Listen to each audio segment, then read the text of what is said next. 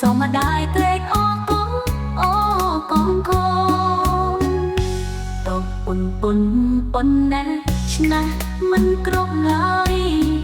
អោញាម្ដាយអើយកូនសូមចូលខ្លួនមកពេញនាទីដល់ចៃពួនតាមមើលទូភាពកូនតែអាចធ្វើបាន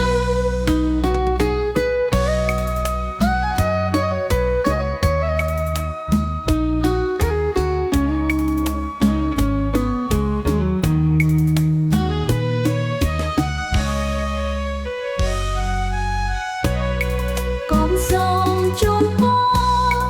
បរោសួស្ដីសូមញ៉ាំតែថ្លៃ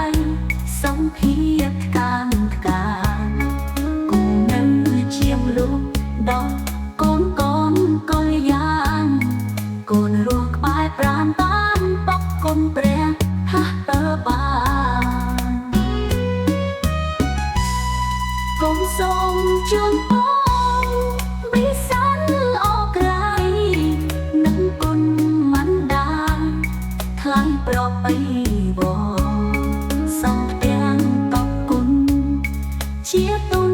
បន្តសូមដែរត្រេកអរគុណអូកូនកូនទុំគុណប៉ុណ្ណេះឆ្នះមិនគ្រប់ឡើយអោញាម្ដាយអើយកូនសូមចូលខ្លួនបំពេញនាទីដល់ចៃពួនតាមមើលទូភាពអូនតា